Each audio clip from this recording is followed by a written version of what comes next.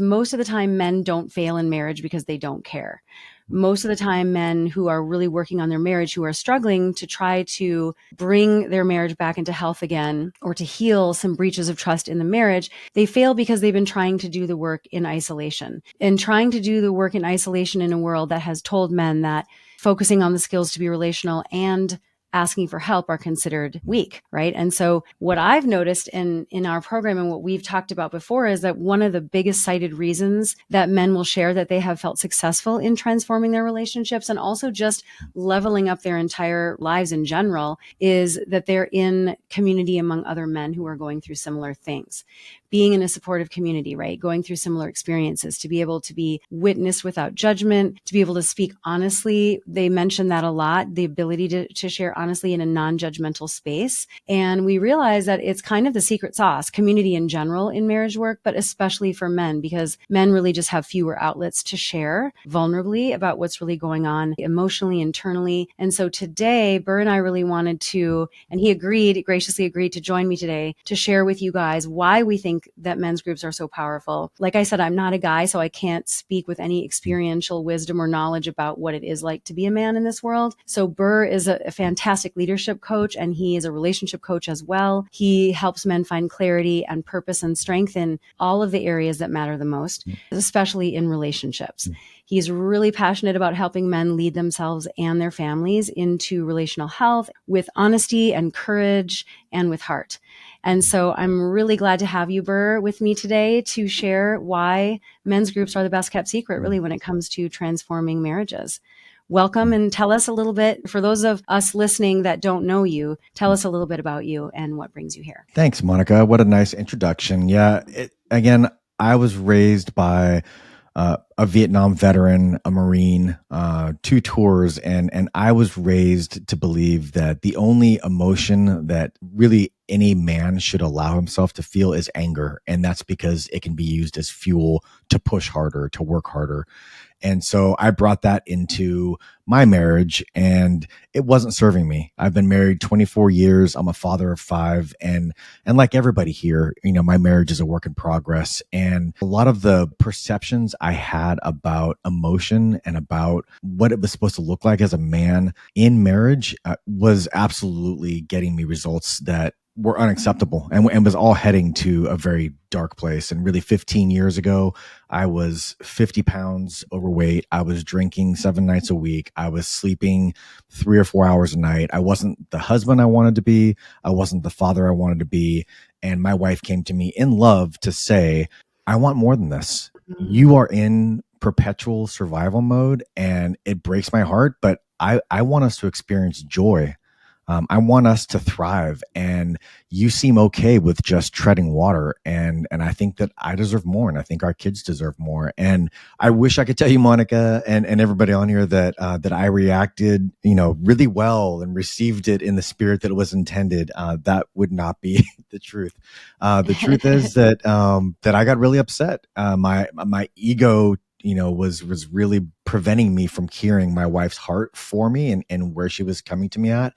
And I was defensive as hell. At the time, we had, 5 littles, all probably under the age of 12. And my wife was a stay-at-home mom at the time. And I was a sole breadwinner in California, a very expensive place to live.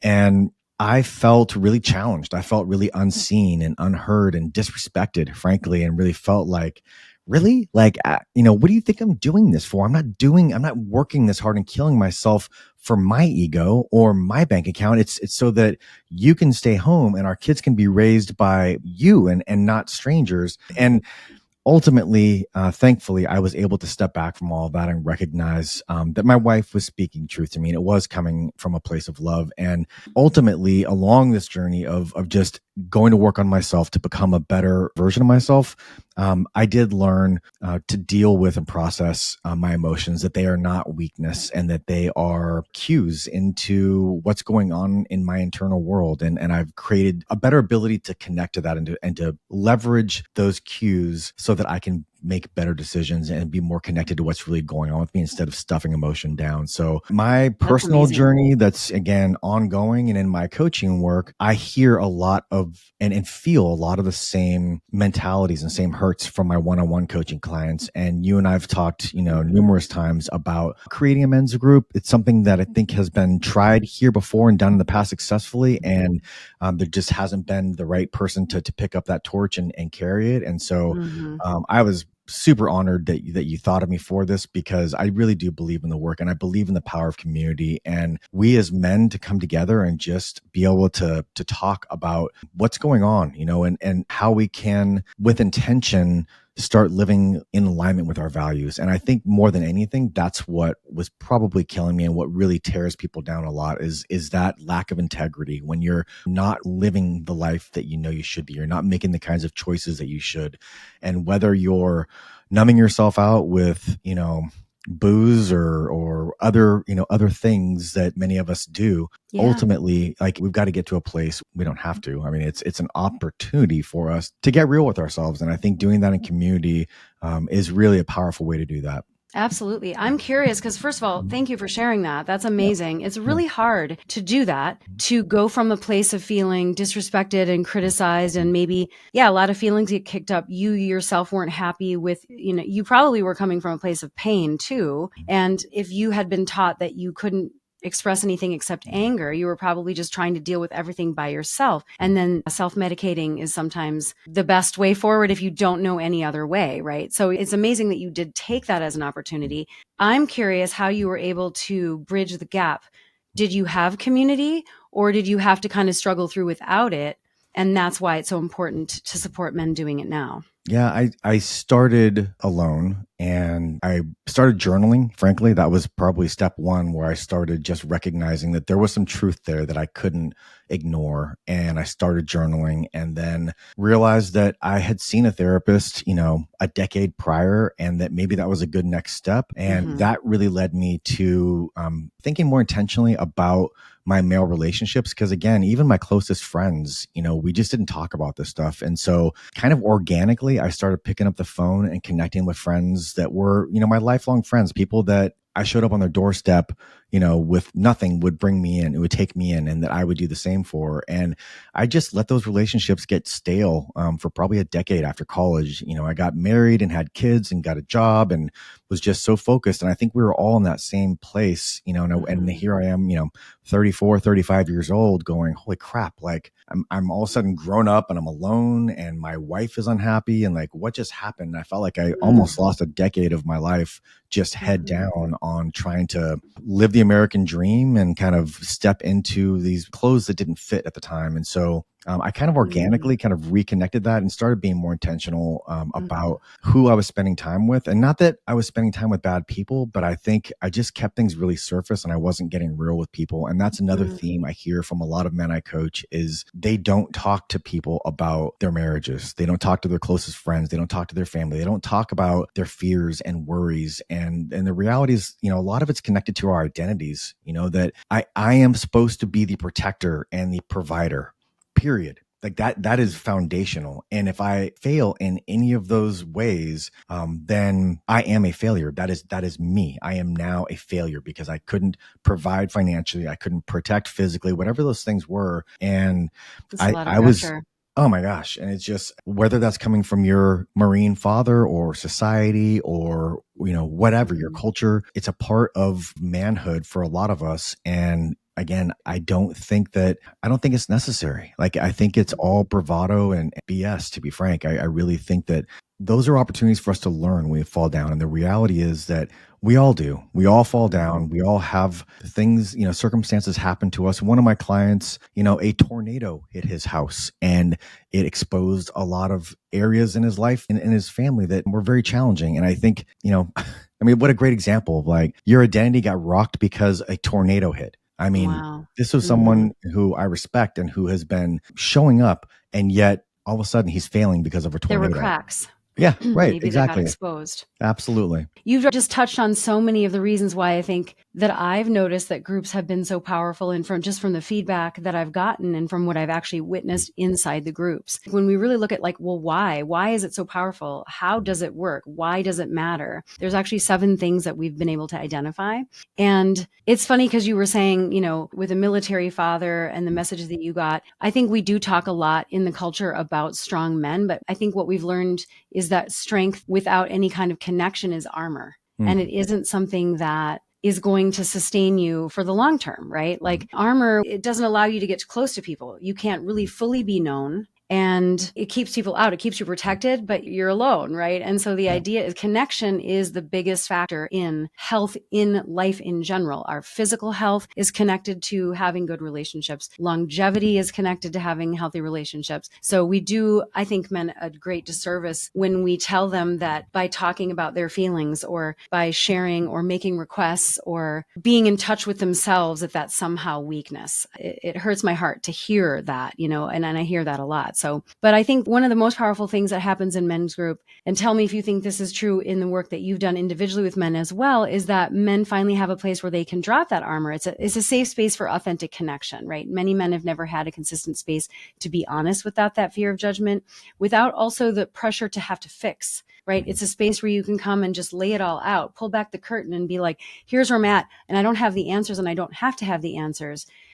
Trying to find the answers inside your own head in a closed loop, that's just not how it works. Yeah. You have to be able to like open it up and get inputs from other people that you yourself can't generate. Because if you're in the painting, you can't see the painting only when you're outside the painting. So it takes a lot of courage, I think, to be able to be witnessed enough to be able to have that authentic connection.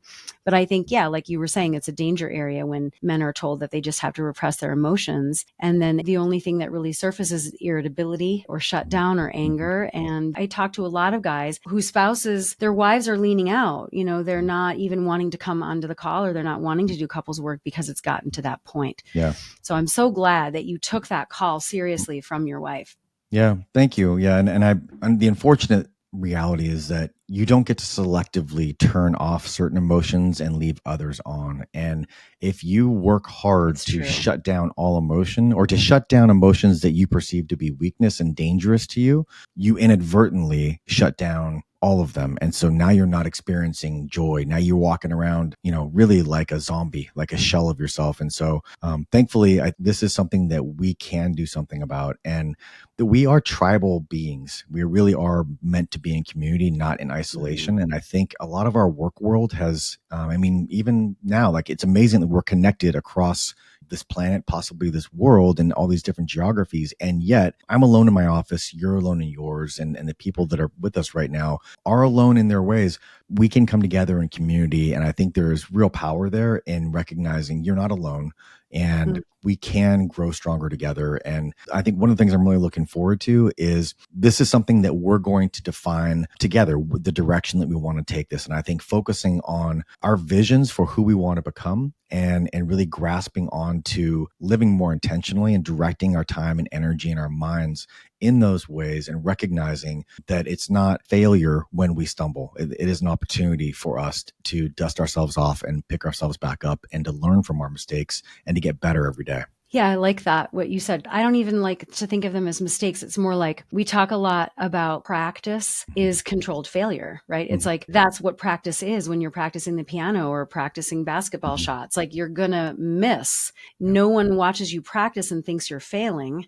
They just see that you're practicing, right? So that's kind of how we have to look at this relational work, and to be able to come together and not be isolated. That was actually the second thing that I wanted to mention, is that men's groups are so vital, is because a lot of times they're alone in plain sight. And being in community will counteract that loneliness and isolation. And I think there's research on this, that men are statistically more likely to suffer from social isolation, particularly in marriage, and even among career changes or midlife transitions. And men's groups, they get to rebuild that community for guys, to get clarity outside of the marriage, to get their center somewhere else, so they can connect to their purpose, so they can connect to what they're meant to do. They can connect to other men, and it feels very grounding and stabilizing. And then from that place of strength, you're able to take feedback and be relational and negotiate and co-create with your partner, just as you have done. The third thing I noticed too is that these groups really support accountability in a different way, right? It's not the kind of accountability where it's like you're getting shamed, like,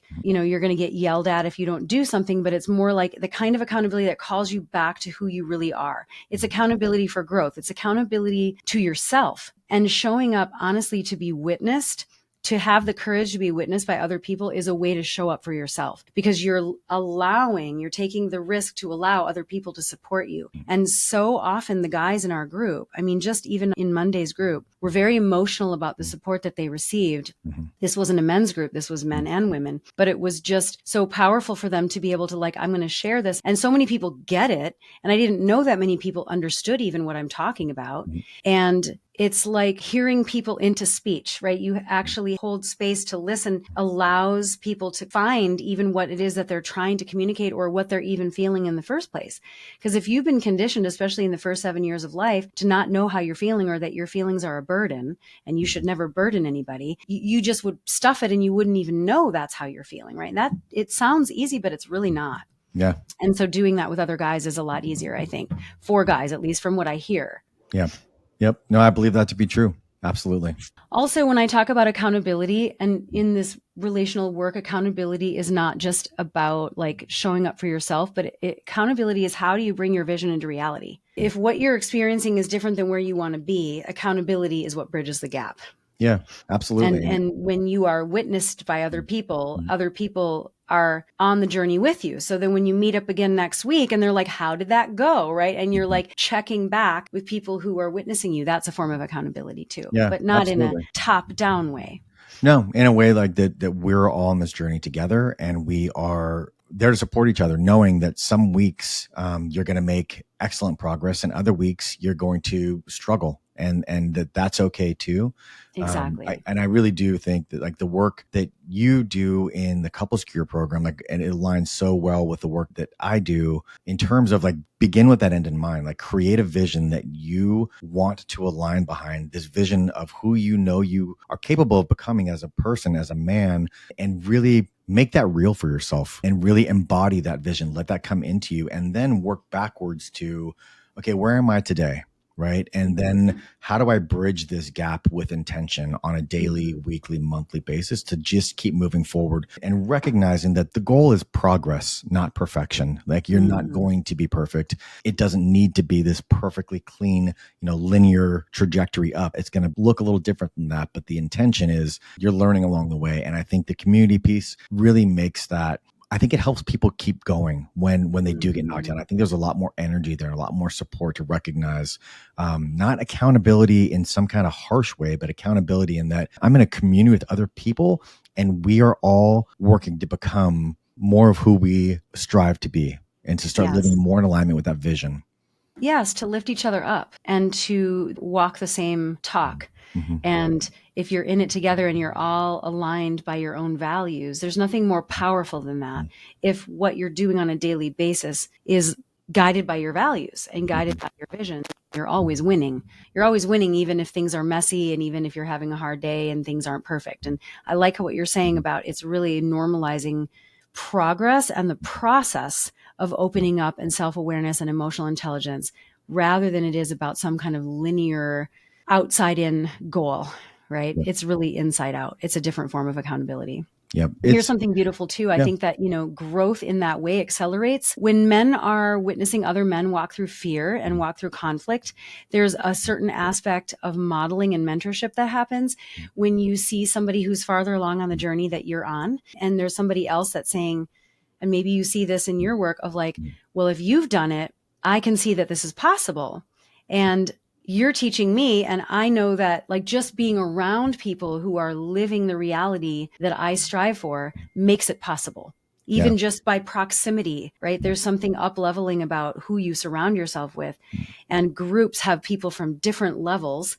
And also when you're farther along in your journey and you're meeting somebody in a group who's just starting their journey, it actually gives you a sharp relief to be able to see how far you've come. Yeah. Have you ever found that too? Yeah, absolutely. In like working with other people? For sure. And it's funny because I think early days, it feels like you're not making progress. It feels like you're just spinning your wheels and it's so much effort to put one foot in front of the other. And sometimes it's that outside person just holding up a mirror to go, hey, like normally when your wife makes a comment like that to you in the past, you've snapped or you've shut down or you've walked away. But you just shared with us that in this moment, you got curious. You asked your wife some questions, or you actually were aware of what was going on for you and acknowledged, you're right. I am feeling frustrated, or I am feeling hurt by that dynamic, whatever that is. It's really cool because sometimes in group, it's some outside person observing our progress early days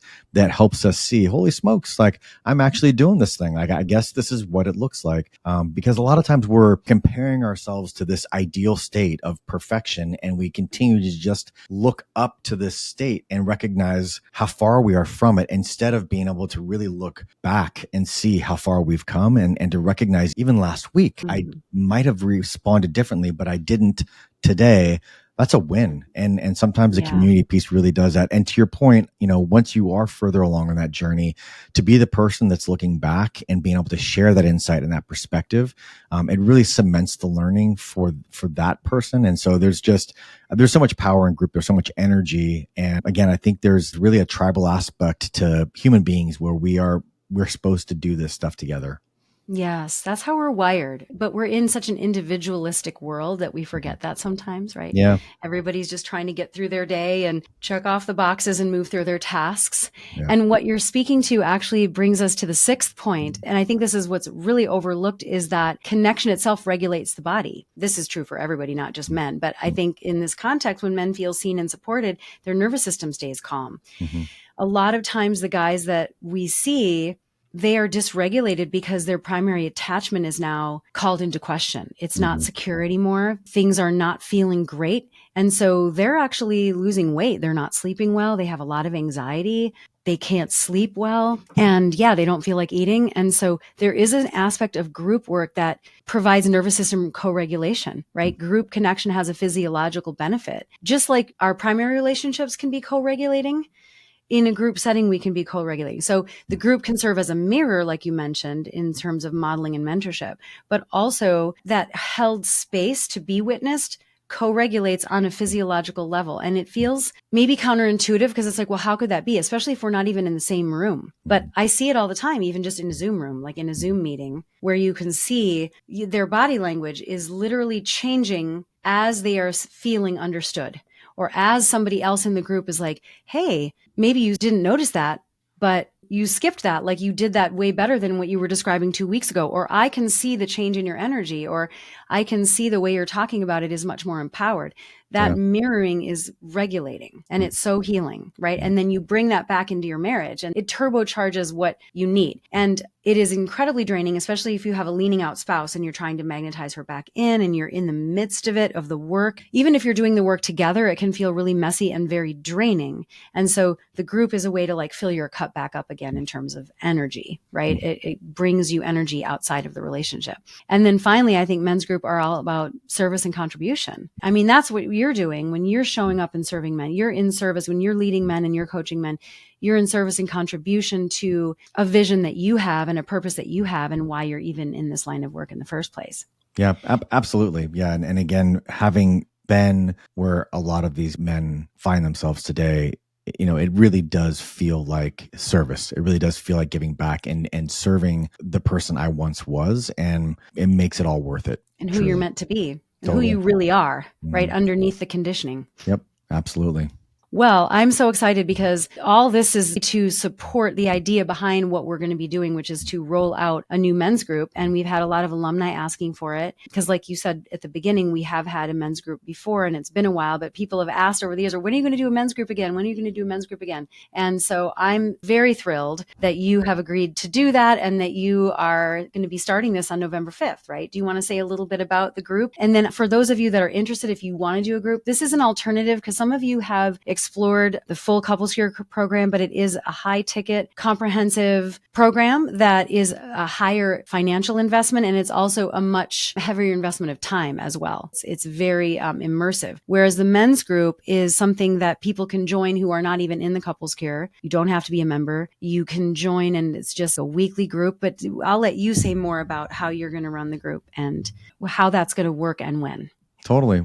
And I really want to meet people where they are. And so I want to embrace the entire, this first group as we're kicking off. I want to listen to the people that are coming and really determine based on where they are, what direction we go. But I have a ridiculous amount of content in the form of PDF worksheets and books and PowerPoints and podcast recommendations and all these different things that I could just put out there, but I'd much rather find, from the group, what are you struggling with now? Like, how clear are you on your vision, first of all? I love Friedrich Nietzsche's quote. It's my email signature on one of my emails, which is, a man with a clear why can bear almost any how. And ultimately, I believe beginning with that end in mind is critical to being anti-fragile, to being resilient, to being gritty.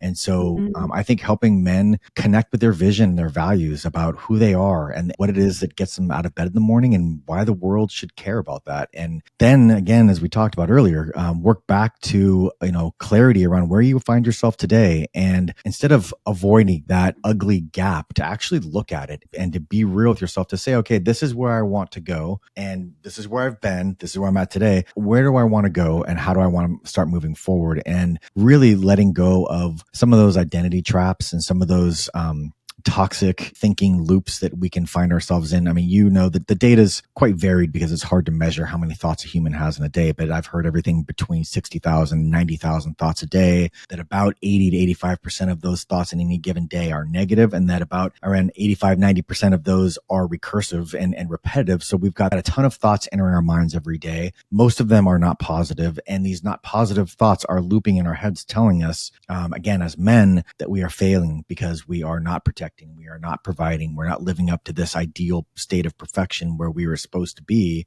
And really taking hold of our minds and start being more intentional about capturing those toxic thoughts, bringing those into the light of day and recognizing them for what they are. They are garbage. They are lies coming from, whether it's the devil or culture and society, social media, you name it. So I really, again, the power of mindset and intentional thinking, to then start building disciplines and routines in your life as a man, to start every day by just stacking some wins. And it's not about getting it right. It's not about getting perfect. It's about making progress together and us walking through that together. And so literally we can take this a lot of different directions. I'm going to read the group and we're going to figure this out together, which I think, for the right people that end up joining, I think they're going to be really energized by the fact that it's not some guy coming in with like his 20-step program on how to self-actualize and, start living this perfect life. I think that's disingenuous. I don't think that's real. And I am just a guy like all of you that are considering, joining this group and that ultimately do. I'm on the same path you are. I am not your guru. I am not perfect. I am on the same path you on, and I will be getting as much energy and drive from this group as all of you. And so whether or not we do some stuff around fitness and fasting and cleansing and looking at our diets, whether it's being more intentional about our routines and really trying to design days that stack into weeks, into months, into quarters, into years, that with more intention move us the directions we want to go. We can take it in all those directions, and a ton of content from a lot of brilliant people. And I'm looking forward to the adventure. And just so you all know, like, I'm going to be in the trenches with you. Whatever we decide to do is going to be we deciding to do it. If we decide to embark upon a fitness challenge, then I will be in there with you. If we end up making some commitments around journaling or, mindfulness practices or whatever that might be, I'll be in there with you guys. And so I think we'll decide this together, but it's really going to be about us moving forward as men and to start walking in more alignment with our vision for our lives. That sounds wonderful. I love it. I want to open it up for Q&A in case anybody has any questions about it. I want to also just share some details that it starts on November 5th, you guys, and it's going to be at 6 p.m. Central Time, so 4 p.m. Pacific Time, 7 p.m. Eastern Time. And I think we're starting with an hour and a half, right? We're going to start with an hour and a half. Yeah. And it will be every Friday. And it's going to be for the monthly fee for it. It's a subscription, so you can cancel anytime. It's $197 a month, and you can come to all 4 groups. Also included is a community group. It's not on Facebook, but it's in our portal. It's like a community group that you can get an app for, that you can stay connected in between, where for peer support in between the actual group coaching calls, right? Sometimes it's It's nice to be able to touch base with your peers in the group in between those calls and to share resources or wins or celebrations. And so that's what we're going to start with. This is introductory pricing. So if you guys want to join us before 2026, this is really good value if anybody is interested in doing it, as opposed to the high ticket, full comprehensive program. But with that said, I want to say thank you so much, Burr, for sharing your background, your story, your energy and time with us today, and for starting this group, because I just know it's going to help a lot of people. So I want to open it up to you guys if you have any questions about anything that we talked about.